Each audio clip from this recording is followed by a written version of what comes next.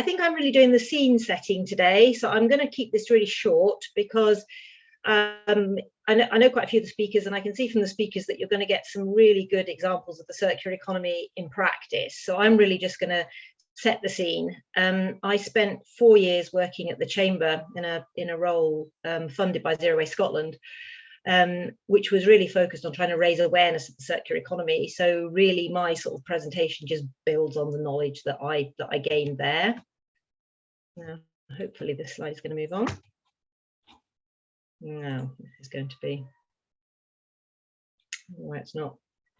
Oh, there we go. Hang on. No, that is the right one. Yep. So I don't really need to tell you as an audience what net zero is, but it's really just a reminder that what we're really aiming to do is increase the overall concentration of greenhouse gases in the atmosphere, and do that through net zero, which is the balance between the amount of greenhouse gases that we emit and the amount that are removed from the atmosphere. So we need to bring about no further buildup. The thing that people often forget when people talk about net zero, they often talk about the energy transition. We've got to move to, solar power, renewables, etc., which is all relevant. But the bit that people often forget is the fact that a very significant amount of our emissions don't actually come from those energy sources.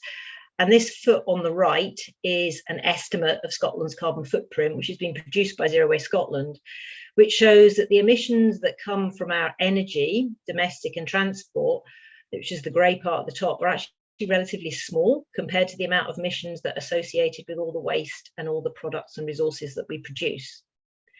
And this is why the circular economy is so important, because it's the circular economy that is aiming to reduce those emissions and move us from what's a very carbon intensive economy at the moment. There's lots of carbon from extracting resources, producing things, distributing them, consuming them and throwing them away. Whereas in a circular economy, we're trying to absolutely minimize resource extraction by reusing those materials once they're in the economy, and to try to minimize the amount of waste that we throw away. There are other drivers for the circular economy. It's not only the net zero agenda. And again, this is something that's not really talked about very much, but we are running out of resources. And this periodic table shows the remaining years until depletion of known resources based on current extraction rates. And it shows that many of the resources that we rely on for a lot of our sort of high-tech technology is potentially going to run out in the next sort of, in some cases 5 to 50, or in some cases 50 to 100 years. So we really need a circular economy to ensure that we are continuing to circulate those resources.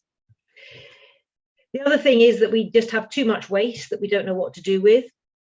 And for me, that bottle on the beach represents the ultimate of our sort of linear and non-sustainable economy, whereby that bottle was produced from what is one of our most valuable resources, oil, which was refined, moved, transported, bought, drunk, and ended up on a beach. And actually the value in that bottle in terms of both carbon emissions but also money is huge, yet we're throwing it away. So how do we get towards a circular economy? First of all, we have to look at design and rethink how we design things. And I know there's a presentation today talking about the Fairphone, which is a really good example of an organisation that tried to put that thinking. We need to design for ease of repair, durability. We need to minimise waste. We need to think about the materials we're using and stop using materials that have no future use or no future value. It's also about making things last, so that once we've have produced goods, that we actually maintain them, repair them, reuse them for as long as is at all possible, and only recycle them at the very end of life. I just want to give you some examples. I won't talk about the phone because we've got a long talk on that. These jeans are a company called Mud Jeans in Holland, from whom you can not only buy jeans, you can also lease jeans. And at end of life, whether you've leased them or bought them, you can send them back and they reuse the denim to make jeans.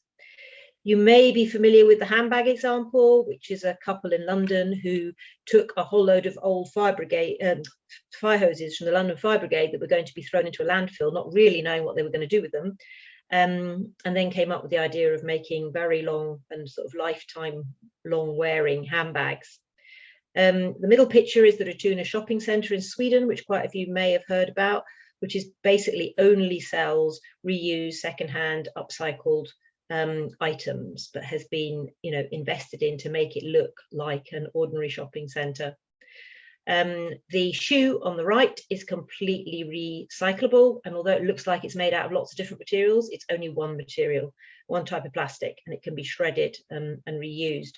And that wonderful building down in the right hand corner, it's actually made out of 3 existing buildings. 80% of the materials of that building was reused when it was built, and it can be dismantled. So these are just examples of how people are starting to think and implement circular economy.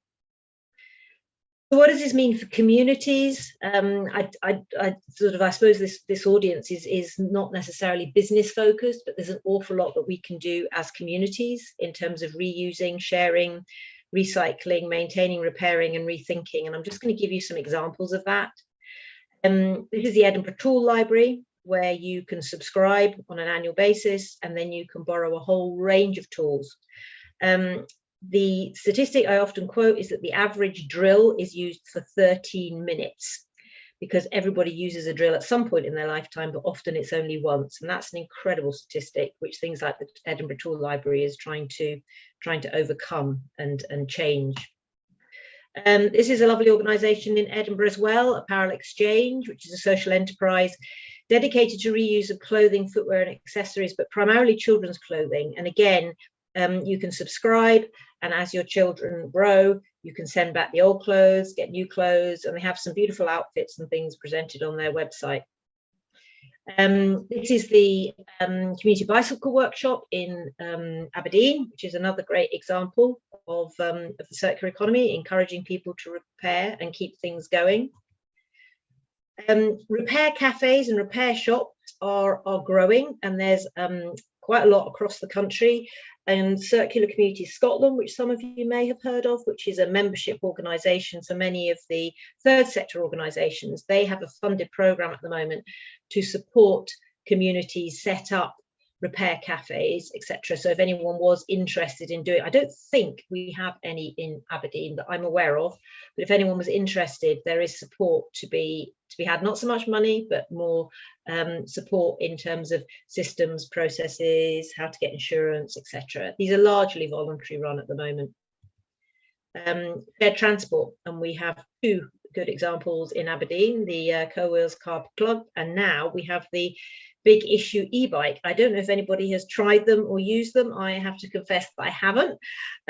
So hopefully they are having an impact. Finally, obviously, there's reducing food waste through our local food banks, community composting, and community growing, which I know there is a growing movement of that in the area. So a lot of this is about behaviour change. As an individual, I kind of think, you know, it costs a lot of money to buy an electric vehicle. It costs a lot of money to, you know, maybe put PV on your roof, but it doesn't cost any more money to have a soap on a rope. And it actually saves you money to potentially use a reused coffee cup or a reused water bottle, or to go shopping. So I think there's an awful lot that we can do in terms of our individual behaviours that help to support the circular economy. And for me, it's a way that I find it easier to feel better about, you know, what I'm doing, because I can't necessarily afford all the solutions in relation to, you know, the other aspects of the net zero and the energy transition. That was a really quick bionic introduction that hopefully is setting the scene about what's to come.